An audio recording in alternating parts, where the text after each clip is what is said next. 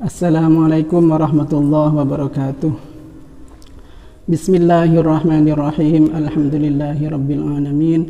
Allahumma salli ala Muhammad wa ala ali Muhammad. Rabbi syrah li sadri wa yassir li amri wahlul 'uqdatam min lisani yafqahu qawli. Hadratal mukarramin, para alim, para kiai, para nyai, ustazah, adik-adik santri, dak setahajana pasara bisawase malam mangken kak dinto nyempatakin menyimak pengajian online yang diselenggarakan oleh MWC NU Pakong 3. Beten kaula malam mangken kak dinto namung sebagai bedel dari Ustadz Pasera. Aslina beni jadwal beten kaula kadinto beten kaula panggil mendadak kangkui abadal dari beliau. Teti beten kaula tak bisa macah lancang lebar, cuman sakater nyampayakina beberapa hal saya terkait tema-tema saya sering ibahas dengan masyarakat, sering teti permasalahan dan sering bahas dengan masyarakat. Beten kaula ngambil referensi dari kitab Fiqhus Siyam karangan Dr. Muhammad Hasan Hitu. Namun sebelum epon, marilah kita membacakan surat Al-Fatihah. Mudah-mudahan pahalanya bisa menjadi jariah mengalir kepada orang tua kita dan guru-guru kita serta para muassis Nahdlatul Ulama. Al-Fatihah. A'udzu billahi minasyaitonir rajim. Bismillahirrahmanirrahim. Alhamdulillahi rabbil alamin arrahmanir rahim maliki yaumiddin. Iyyaka na'budu wa iyyaka nasta'in. Ihdinas shiratal mustaqim. Shiratal ladzina an'amta 'alaihim ghairil maghdubi 'alaihim waladdallin. Beten kaula bakal membawakan tema tentang beberapa tema. Nomor situng tentang sejarah puasa Ramadan di awal Islam, sejarah puasa di awal Islam. Nomor 2 Kak Dinto tentang penetapan awal Ramadan atau awal Syawal. Yang nomor 3 tentang imsak. Nomor 4 mandi junub, orang junub puasa belum sempat mandi. Nomor 5 suntik apakah membatalkan puasa. Nomor 6 hukum mencicipi makanan. Nomor 8 menelan ludah. Jadi itu tema-tema yang akan saya bahas secara singkat karena ini menjadi tema yang sering dibahas atau menjadi pertanyaan di masyarakat. Tentunya sudah banyak yang tahu, namun sebagai pengimut, sekater pengimut tambah ngak makanya utabe sebagai tambahan pengetahuan sebagai sekiloning. Bismillahirrahmanirrahim. Sejarah puasa di awal Islam. Laqad budi'a as-siyamu fi awalil islami bi siyami 3 ayyamin min kulli syahrin wa bi siyami yaumi Asyura. Di awal-awal masa keislaman, di awal-awal Islam sebelum turunnya ayat mewajibkan puasa Ramadan, Nabi itu berpuasa 3 hari tiap bulan dan juga berpuasa yaum Asyura.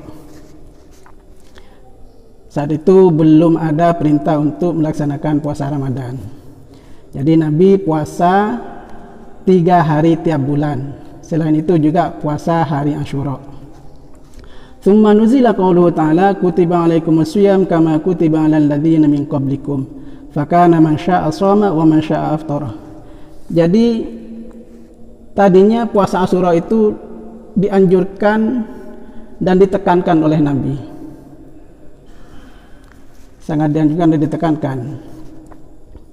Nah, tapi ketika turun ayat kutiba alaikumus-siyam kama kutiba alal ladzina min qablikum, maka puasa Asyura ini tidak ditekankan lagi. Fakana man syaa'a shoma wa man syaa'a aftara.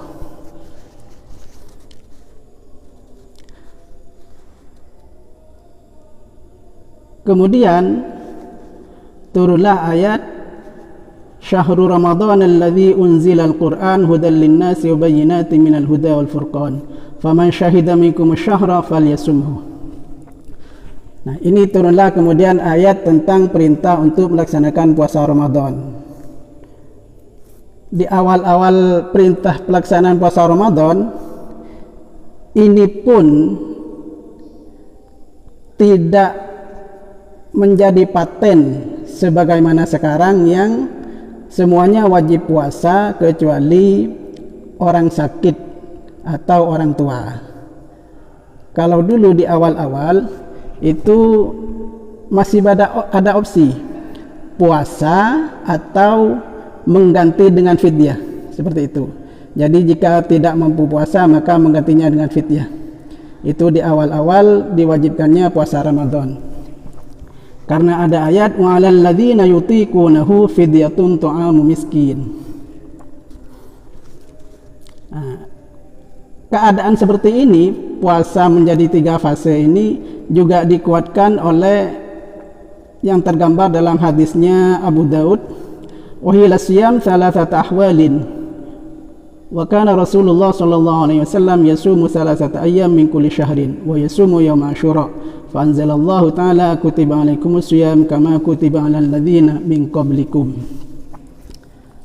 Jadi yang tergambar dari hadis riwayat Abu Daud ini juga bahwa puasa ini ada 3 fase. Yang pertama, sebelum turunnya perintah puasa Ramadan, Nabi puasa 3 hari tiap bulan. Selain itu juga puasa Asyura. Setelah turunnya perintah puasa Ramadan, itu pun ternyata masih ada opsi yang mampu puasa, yang tidak mampu bayar fidyah. Kemudian ini dinasah dengan ayat wa antasumu khairul lakum. Dengan turunnya ayat wa antasumu khairul lakum ini, maka berlakulah puasa Ramadan ini sebagaimana yang kita laksanakan sekarang. Jadi puasa Ramadan tidak ada lagi opsi yang tidak mampu menahan lapar, misalkan boleh mengganti dengan fidyah, tidak ada lagi. Jadi benar-benar harus puasa kecuali orang tua yang memang benar-benar tidak mampu atau orang sakit. Orang sakit yang tidak bisa diharapkan sembuhnya. Kalau bisa sembuh kan masih wajib mengqadha. Jadi begitu gambarannya, puasa ini ada 3 fase. Pertama, sebelum perintah puasa Ramadan, puasa 3 hari tiap bulan plus puasa Asyura. Setelah turunnya perintah puasa Ramadan, maka puasa Asyura tidak lagi menjadi sesuatu yang diharuskan karena sudah ada perintah Ramadan, tapi Ramadan masih ada opsi. Opsinya puasa atau membayar fidyah. Kemudian opsi membayar fidyah ini dinasah dengan ayat wa antasumu khairul lakum, maka benar-benar puasa Ramadan seperti yang sebagaimana kita laksanakan saat ini. Jadi puasa Ramadan tidak ada opsi lagi mengganti dengan fidyah kecuali bagi orang tua yang benar-benar tidak mampu atau orang sakit yang sudah tidak bisa sembuh lagi. Yang kedua, tentang penetapan awal Ramadan atau awal Syawal. Sebagaimana yang telah kita alami beberapa tahun terakhir ini, kalau saya ingat-ingat sekitar sejak 2007 sampai sekarang, seringkali terjadi perbedaan pendapat, perbedaan keputusan penetapan awal Ramadan atau awal Syawal, penetapan dimulainya puasa atau penetapan Idul Fitri di negeri ini. Biasanya yang berbeda antara pemerintah, yang mana pemerintah biasanya diikuti beberapa ormas termasuk ormas NU dan lain-lain, tapi ada yang berbeda biasanya dari ormas Muhammadiyah. Entah itu penetapan awal puasa, penetapan awal Ramadan, atau penetapan Idul Fitri. Itu biasanya berbeda. Masalahnya kenapa itu bisa berbeda? Sebenarnya kita sebagai masyarakat awam memang tidak perlu terlalu pusing dengan hal itu, karena kita cukup ikut keputusan pemerintah, cukup ikut keputusan komando ulama. Kalau kita di komando ulama di dalam tubuh Nahdlatul Ulama, yang biasanya selalu selaras dengan keputusan pemerintah, karena pemerintah memutuskan melalui sidang isbat yang melibatkan semua organisasi Islam, semua organisasi Islam termasuk NU.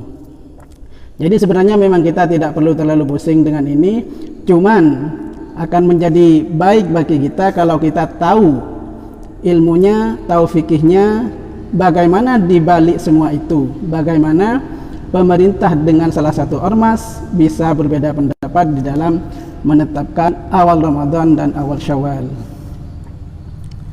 Di dalam hal ini yang sudah terjadi di negeri kita ini karena disebabkan prinsip yang dipakai untuk penetapan awal Ramadan dan awal Syawal. Salah satunya, yang satunya menggunakan prinsip wujudul hilal, satunya lagi menggunakan prinsip ru'yatul hilal. Jadi seperti misalkan organisasi Muhammadiyah, mereka sering berbeda karena prinsipnya, kaidahnya dengan menggunakan wujudul hilal. Wujudul hilal itu pun yang didasari oleh hisab, ilmu falak, dari hasil perhitungan falak. Sehingga meskipun tidak imkanur ru'yah, asalkan hilal sudah wujud menurut hisab mereka, mereka memutuskan bahwa itu sudah masuk bulan Ramadan atau nanti sudah masuk bulan Syawal. Sedangkan pihak satunya lagi yang biasanya diambil oleh pemerintah, yang diikuti beberapa ormas termasuk ormas Nahdlatul Ulama, prinsipnya adalah ru'yatul hilal, bukan wujudul hilal. Dalam artian meskipun secara hisab hilal itu sudah wujud, tapi wujudnya belum memungkinkan diru'yah, belum memungkinkan untuk bisa dilihat, maka wujudul hilal bil hisab ini diabaikan. Wujudul hilal bil hisab ini harus dikonfirmasi dengan ru'yah. Makanya pemerintah dan beberapa ormas termasuk Nahdlatul Ulama membentuk tim ru'yah. Biasanya tanggal 30 Sya'ban atau 30 Ramadan, pemerintah tanggal 29 Sya'ban, tanggal 29 Ramadan, pemerintah dan beberapa ormas mengutus tim untuk meru'yah hilal. Jadi hasil hisab dikonfirmasi dengan ru'yah. Apabila berhasil meru'yah dan hasil hisabnya memang imkanur ru'yah, kemudian berhasil meru'yah, maka ditetapkan bahwa itu sudah masuk awal bulan Ramadan atau awal bulan Syawal. Sementara di satu pihak tidak perlu konfirmasi lagi, cukup dengan wujudul hilal bil hisab meskipun tidak imkanur ru'yah, sehingga tidak perlu lagi meru'yah hilal, mengutus tim untuk meneropong hilal ke pantai-pantai. Jadi itu prinsipnya. Selain prinsip itu,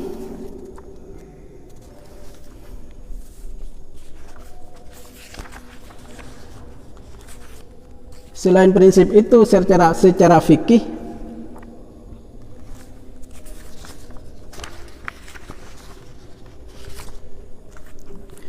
fikih, memang ada perbedaan pendapat.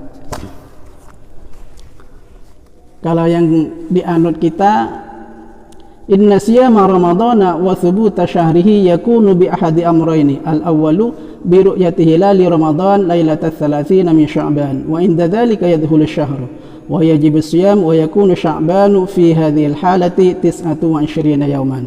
وأما الأمر الثاني فيكون بإكمال عدة شعبان 30 يوما إما لعدم إمكانية رؤية هلال رمضان ليلة 30 من شعبان بوجود الغيم في السماء وإما بعدم ولادة الهلال. Jadi ada dua cara untuk kita menetapkan awal bulan. Pertama, dengan meru'yah bulan belum genap, misalkan bulan Sya'ban tidak digenapkan 30, di tanggal 29 kita berusaha meru'yah. Kalau berhasil meru'yah maka ditetapkan awal bulan. Kalau tidak berhasil meru'yah, maka tidak ditetapkan awal bulan, tapi disempurnakan. Itu cara pertama.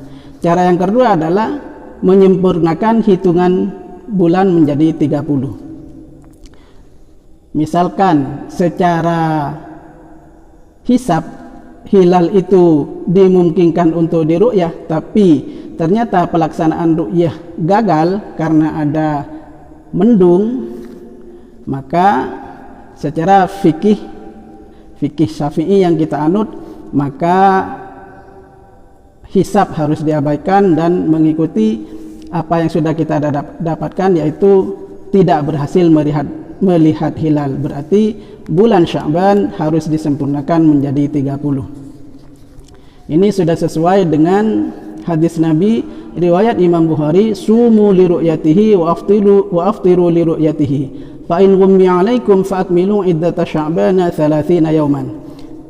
Jadi kembali ke awal tadi, ada dua pihak yang berbeda pendapat di dalam prinsip penetapan awal bulan. Satunya berprinsip wujudul hilal bil hisab, meskipun hisabnya tidak imkanur ru'yah. Satunya berprinsip harus meru'yah hilal.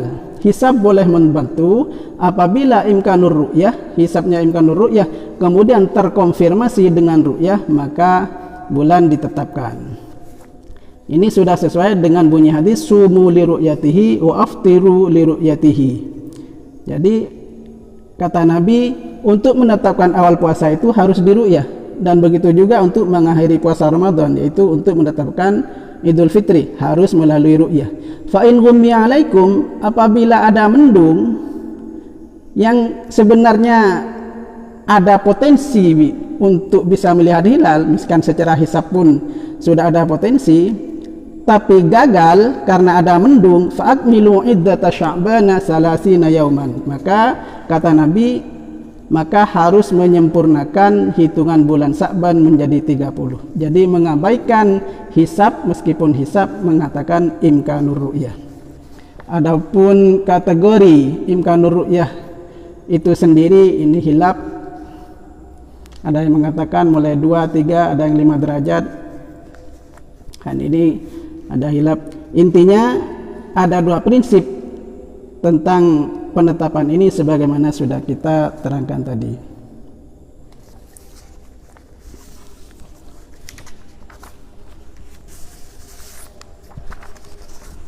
Berikutnya tentang Ramadan di awal Islam. Sebenarnya ini seharusnya tadi bersama tema yang pertama, tapi kelewat, langsung loncat ke tema penetapan hilal. Ramadan di awal Islam itu puasanya tidak persis seperti sekarang. Kalau sekarang kita puasa siang hari, malam hari kita bebas makan, minum, dan berkumpul dengan istri. Kalau awal-awal Islam, terkadang sahabat itu harus puasa siang malam. Bahkan sampai ada sahabat yang pingsan karena puasa siang malam. Nah, kok bisa begitu? Karena di awal diwajibkannya puasa Ramadan itu, di awal diwajibkannya puasa,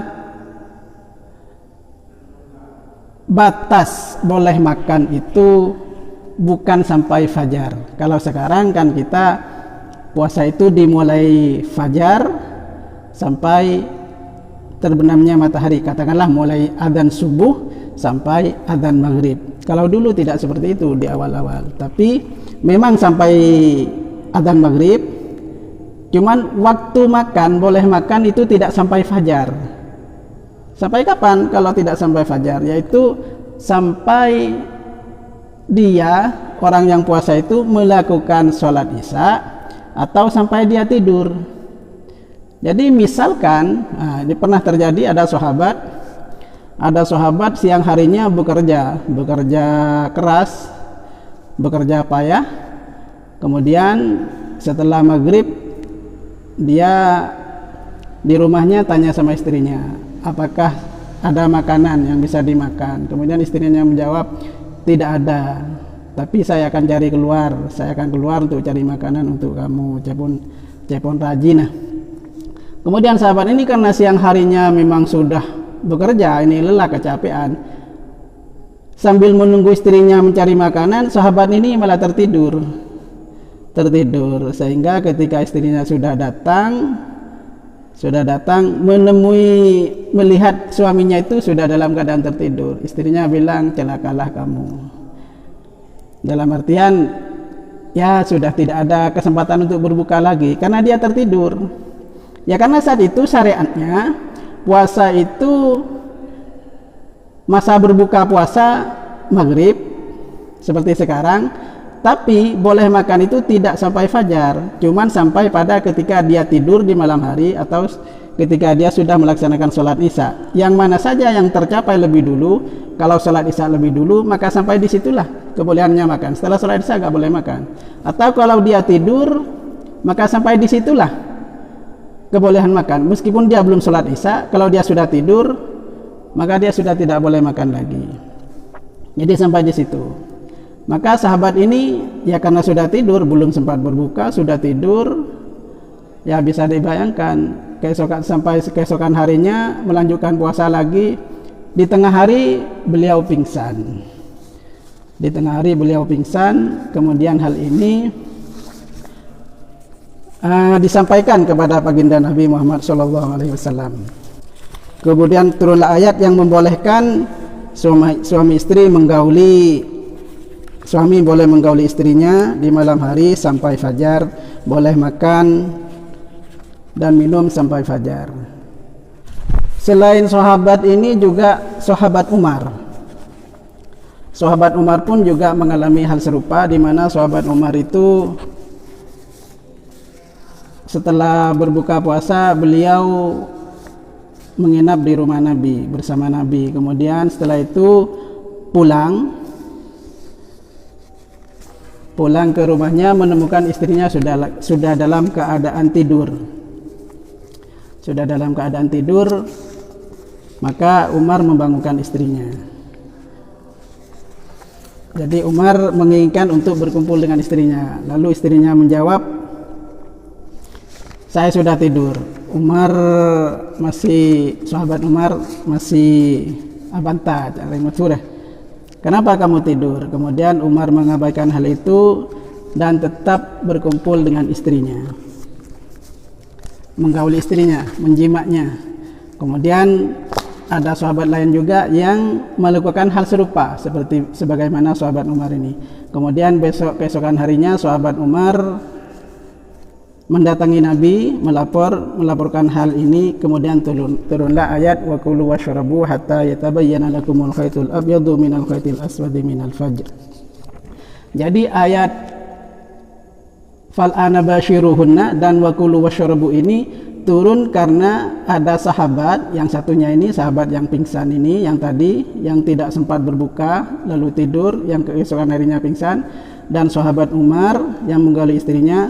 Turunlah satu ayat rangkaian menjadi satu ayat, yang satunya fal ana bashiruhunna, yang satunya kulu washrabu. Keduanya ini terangkai dalam satu ayat di dalam surat Al-Baqarah. Nah, kemudian setelah ini maka puasa Ramadan sebagaimana yang kita laksanakan hari ini, yaitu mulai dari terbitnya fajar sampai terbenamnya matahari. Ini sangat beda sekali dengan awal-awal di mana dulu tidak seperti ini.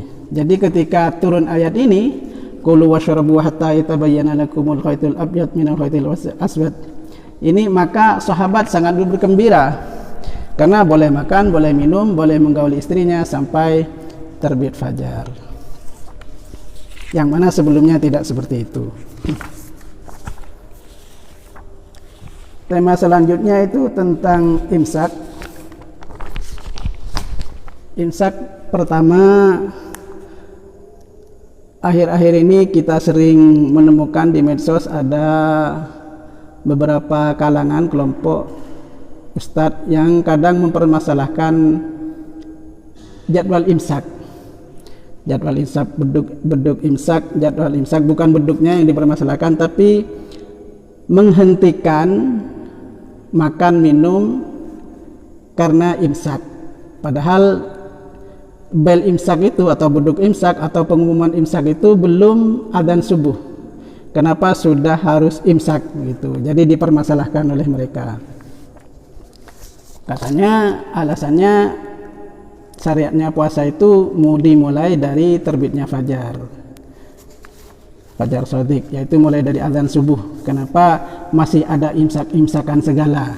Nah, hal ini sepertinya mereka tidak terfikir mengabaikan prinsip kehati-hatian. Sebenarnya memang perintahnya puasa, syariatnya puasa memang mulai dari terbitnya fajar sampai terbenamnya matahari. Cuman masalahnya kita sekarang ini bisa dibilang hampir semua masyarakat, semua orang akan kesulitan untuk mendeteksi fajar yang sebenarnya. Fajar yang sebenarnya itu, terbitnya fajar itu jam berapa? Kesulitan. Jadi kita pakai hisab, pakai falak, perkiraan, sudah dicetak, sudah di kalender, dan di mana-mana ada yang dalam lembaran tersendiri, ada yang di kalender, ada jadwal sholat, jadwal subuh, jadwal imsak, sudah ada. Itu semuanya menggunakan falak, perhitungan falak, yang mana falak ini tentunya adalah perkiraan. Jadi misalkan yang kita pakai sekarang jadwal imsak itu jam 4 kurang 10 misalkan sudah beduk imsak, padahal sebenarnya adzannya subuh jam 4. Nah, kenapa kita memasang jadwal imsak jam 4 kurang 10? Kenapa tidak dipaskan saja di jam 4 langsung subuh saja? Karena prinsip kehati-hatian, karena sebenarnya kita tidak tahu adzan subuh itu terbitnya fajar itu pasnya jam berapa, kita tidak tahu. Kita hanya pakai perhitungan falak, yang mana itu perkiraan. Dan hasil hisab, hasil falak itu sendiri yang dicantumkan di kalender-kalender dan jadwal sholat dan jadwal imsak itu sendiri, itu sudah termuat prinsip ihtiyat. Biasanya diberi 2 menit, 3 menit, ada yang 5 menit prinsip ihtiyatnya. Jadi misalkan ahli falak yang menghitung perkiraan subuh di tanggal 5 Ramadan ini jam 4 pas, misalkan jam 4 kurang 5 misalkan, maka ahli falak ini akan memberikan toleransi waktu untuk ihtiyat. Maka di jadwalnya ia tidak akan tulis jam 4 kurang 5, tapi akan ditulis jam 4 pas. Ada waktu ihtiyat 5 menit untuk benar-benar memastikan waktu sudah masuk subuh. Nah, jadi adzan subuh itu sudah termuat waktu ihtiyat. Kalau kita berhenti makan pas adzan subuh, sebenarnya itu sudah lewat dari perkiraan waktu terbitnya fajar yang sebenarnya. Sekali lagi perkiraan. Nah, maka dari itu untuk subuh menaruh waktu ihtiyat 3 menit atau 5 menit. Untuk imsak kalau kita lagi puasa, maka harus menaruh waktu ihtiyat sebelum itu, bisa 3 menit, bisa 5 menit.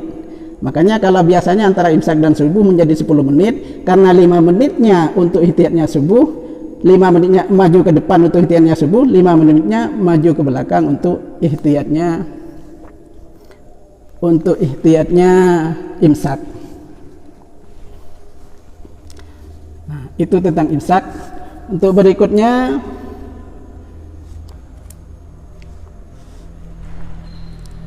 suntik apakah membatalkan puasa? Di dalam hal ini ulama berbeda pendapat, karena suntik ini adalah hal yang bersifat kontemporer. Dulu di zaman ulama salaf tidak ada suntik, ini adanya di zaman sekarang, maka ijtihad hukumnya juga mengacu pada pendapat ulama sekarang.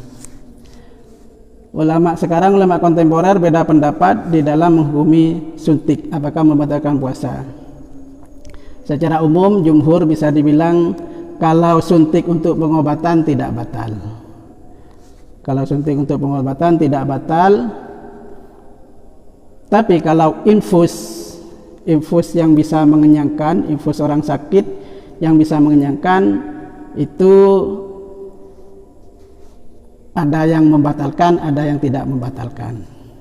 Karena itu bisa mengenyangkan. Jadi menurut yang membatalkan, karena ini memang sakit itu sudah termasuk ada rukhsah di dalam syariat untuk tidak berpuasa, jadi rukhsah inilah yang dipakai, tidak usah berpuasa dengan alasan sakit. Jadi tidak usah harus mengesahkan infus yang bisa mengenyangkan dan menyegarkan badan itu untuk dianggap tidak membatalkan puasa. Sebenarnya kalau kita mengacu pada hukum fikih, yang membatalkan puasa adalah yang masuk dari lubang tembus, mulut, dubur, seperti hidung, telinga. Nah, suntik ini dan infus ini sebenarnya kan masuk ke otot, tidak masuk dari lubang tembus.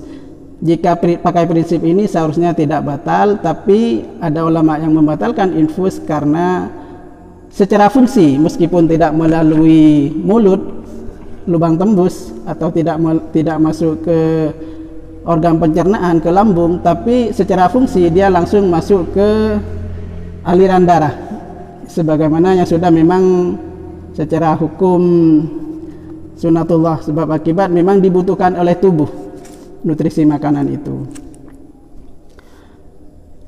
Untuk berikutnya, mencicipi makanan. Bagaimana hukumnya mencicipi makanan?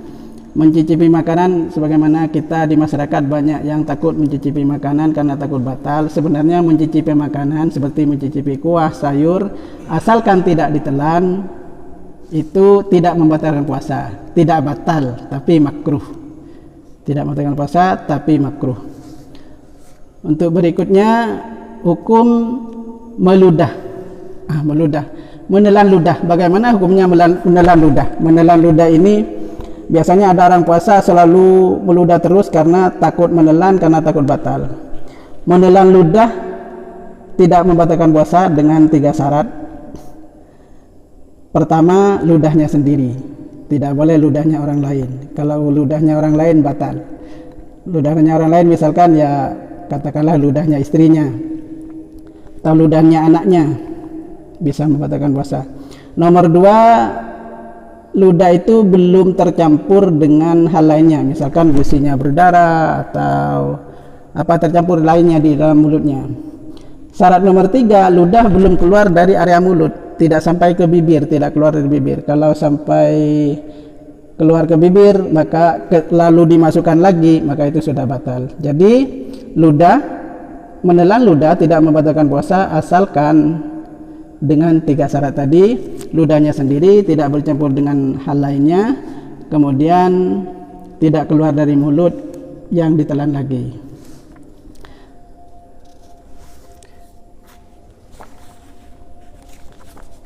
Sampai di sini yang bisa kami paparkan. Mohon maaf atas segala kekurangan dan kesalahan. Jika ada salah, mohon dikoreksi. Wabillahi taufiq wal hidayah. Wassalamualaikum warahmatullahi wabarakatuh.